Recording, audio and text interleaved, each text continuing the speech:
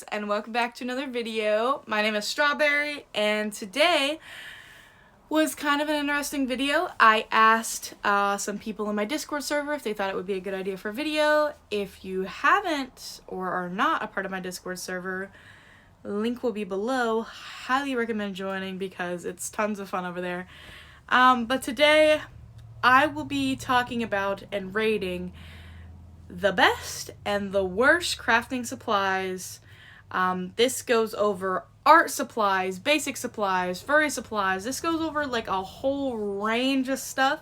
Pretty much everything that I own, that I have bought within the past year or two, I will be doing a review on. And I'll let you guys know what kind of paint brands you guys should invest your money in, what kind of paint brushes, what kind of supplies you guys should be spending your money on. So without further ado, let's get to it. So here I am downstairs in my kitchen, and today we're gonna be exposing brands to the finest. I have in front of me a mess. I have in front of me almost every single brand or every single product of art or craft supplies I have used within, I'm gonna guess, the last year, 2 years. And some of them are amazing and some of them are not. And I'm gonna be showing you guys what kind of craft supplies you might wanna get, which brands are going to be best for you, and some of them are going to be just for making crafts, and some of them are going to be for painting and drawing, and then some of them are going to be for suit related supplies. So let's get into it. First, we can't start out without the paint. Now, paint, I have lots of options on this table, but we're going to be working with these bad boys for a minute, okay? So this brand right here I tried, called CraftSmart. Listen, I'm not trying to pay $18 for a tube of paint, okay? If you want that good oil paint, don't come to my house because I don't have the money for that, okay? So we tried that good old Walmart CraftSmart paint. Terrible, do not buy it. It is more water than it is paint. Another one we tried, the good old Apple Barn paint from Walmart as well. It is okay. I would recommend maybe like 7 or 8 layers. I wouldn't get it again. I don't plan on buying it again. But if you guys are feeling extra fun, there's that one for you. Now these next ones are going to be better paints. This one, I got a nice big tube of white paint because I use white paint for everything. This one is proceeds to literally remove the Hobby Lobby sticker so that way I can literally see the brand name. That way I can give you guys an accurate depiction. It was $4.49. I can tell you that. I can tell you how much it used to cost. And Antia's has been a wonderful brand. I literally, it maybe takes like 1-2 coats at most. Have literally painted all of my bases on my masks with this paint right here. It's wonderful. I love it. This one is an older brand. It's called Deco Art Americana. It is a good brand. I do really like it. They sell it at Hobby Lobby, Michael's. I believe they also might sell it at Walmart, possibly. It has been really good. It dries really fast. So if you're trying to blend stuff, I don't really recommend it, but I do like it. Now we're going to get into my favorite brand of paint of all time that I found that is super cost effective. And that is folk art. I am a folk art supporter. This is not sponsored, but if y'all want to sponsor me, swear I will do a sponsorship with you guys. And there are so many different types. I have used the folk art enamels. I have used the folk art matinee. Is it pronounced matinee? I think so. I don't know. The folk art pure. They always have weird names. I have used all of these different types of paints, and I love literally all of them. They are my favorite. My favorite, I would say, out of these ones is probably going to be the Matte.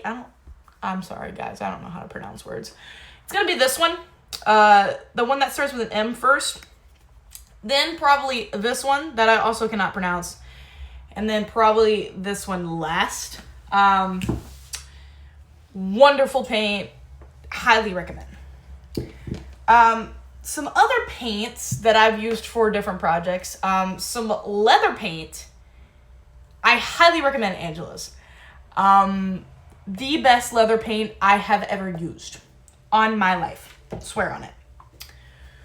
I have tried to dye something before.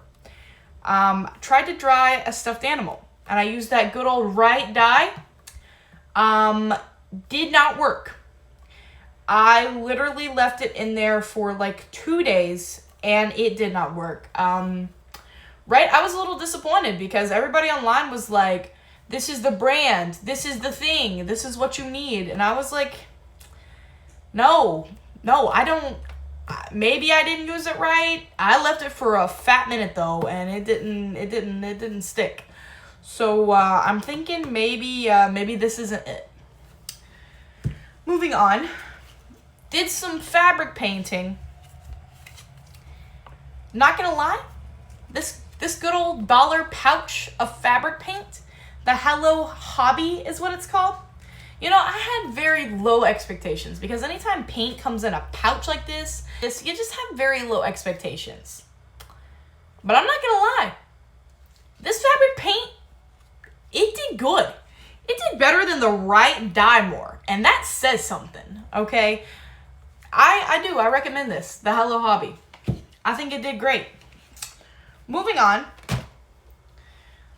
This one, the Liquid Text of colors, got it from Hobby Lobby. I really like this. This is really good.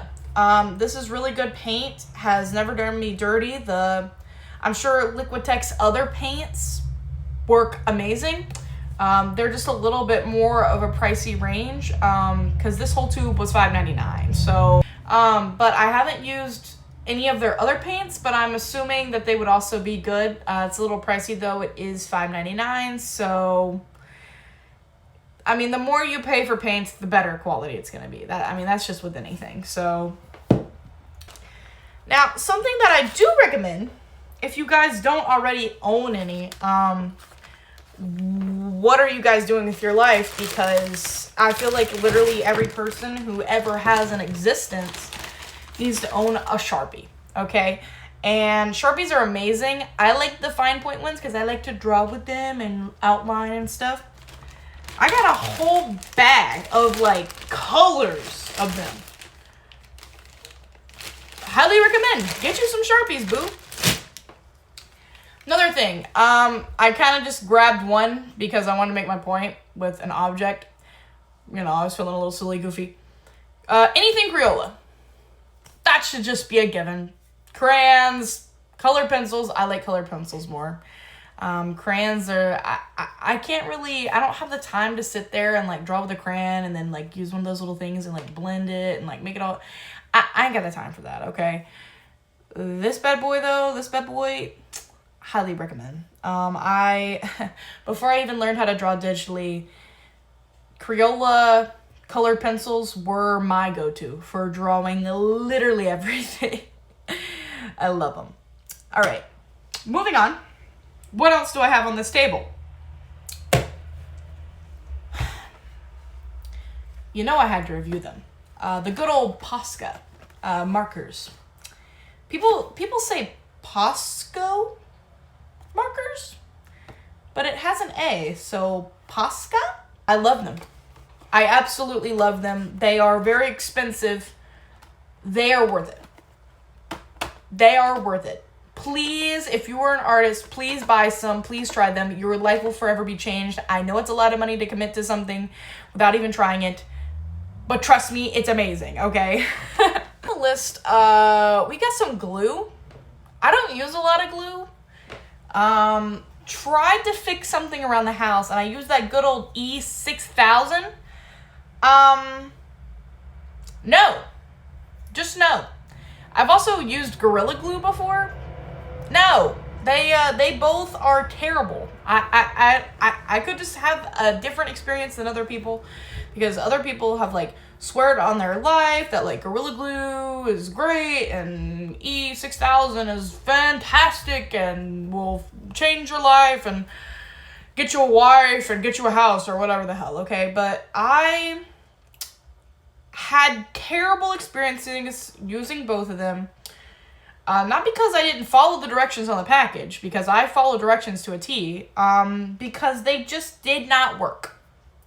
They didn't work. They did not stick what I wanted to stick together. Which brings me to my next point. Okay, and we're back. I gotta bring up the hot glue guns. And I had to grab mine because I used it this morning for a little video. But my very first hot glue gun, rest her soul. My very first hot glue gun that I ever used was the AdTech low temperature gun. I think this cost me maybe $4 at Walmart, at best, honestly, if I'm being honest. She has been going strong. She's been going strong for a while, I'm not gonna lie. But then I got into fursuit making, and the tutorial said that I needed a high temp hot glue gun. So I was like, of course, I'm gonna buy a hot temp hot glue gun. Well, then I bought this bad boy from Walmart, which literally cost me like $10 at most. It's called the Ashlyn. You can see she has also been through it because I love her with my soul. I highly recommend getting a hot temperature hot glue gun. I had my low temperature hot glue gun for a long time. She did great. I am never going back after buying a high temp, because the glue dries within like 3 minutes at most. Absolutely recommend. The best. Going back into some of the painting supplies, I wouldn't be a video if I didn't talk about Mod Podge, because Mod Podge changed my life. Also, if you hear some noises, that's my corgi. She's thirsty. But Mod Podge is a lifesaver. I love it. It has done so much for me. Now, with that being said, of course, this was the first Mod Podge I ever bought myself. That good old big container of Mod Podge, okay? Then I found something kind of better, okay? It's still Mod Podge, and it cost a little bit more, but I swear to God, it's worth it. That good old Mod Podge spray can, okay? Because I can literally just whip this bad boy out and just be like, coated, coat. Where with the other one, you have to like sit there and paint it on layer by layer, and it is considered like a sealant or like a gluey texture. And so whenever you use it with a paintbrush and you paint it on, you have to wash the paintbrush immediately, or otherwise it will ruin your paintbrushes. I know from experience because it's ruined several of my paintbrushes. So yeah. Next, of course, I have to talk about the Walmart paint palettes, the good old plastic ones. Highly recommend. Been using these bad boys for years. I was trying to be all like, you know, like aesthetic and like buy like the wooden ones. And let me tell you something, those wooden ones were disgusting. They mildewed, they were bad, okay? Because what happens is after you use them and you wash them and this, that, and another. Anyways, kind of forgot what I was saying, but highly recommend plastic ones if you don't want them to be all gross and stuff like that. Moving on, canvases. Hobby Lobby and Michaels has these big giant packs of canvases. I don't have a preference to canvases. I have painted on canvases for years, and these are super cheap, and I like them, and they get the job done. This pack was the Super Value canvases. Good old 8x10 was $12.99. I'm pretty sure it was not $12.99 whenever I paid for it, or I would not have bought it. Probably got it cheaper, so they're super like inexpensive, super cheap. Highly recommend. Some other stuff. Duct tape, always good to have on hand. This is painter's tape. This is to like tape off sections that you don't want paint to get on. If you're making masks, especially dino masks, highly recommend getting this. You can use, I got this at Walmart. So sandpaper, really good for projects like masks and fur stuff, and I have used sandpaper for all kinds of stuff. This is 6 sheets. It is a 1/4 of a sheet. I'm not sure what the grit is. It should have said, but it doesn't. Either that or I ripped it off whenever I opened it and it probably said, but it is this one. It's the Gator. Highly recommend. This elastic strap is linked on my on my blueberry mask video that I made. Highly recommend. I use it for all of my masks. Some more duct tape. Gotta have it. This sewing machine made for fursuit making is also linked on my blueberry dino mask video. Yeah, so like I was saying, I don't know why my video like cut out, but this sewing machine is linked on my blueberry mask making video. Highly recommend. It was super inexpensive, super easy for beginner, very beginner friendly. I used it, and I learned how to sew with this machine. So, and I didn't know how to sew before, so that's why I'm saying I think it's beginner friendly. I want to make sure that I got everything. I think my last couple things I want to talk about are going to be some good paintbrushes. I got these cool purple ones from Five Below. Highly recommend. They've done good.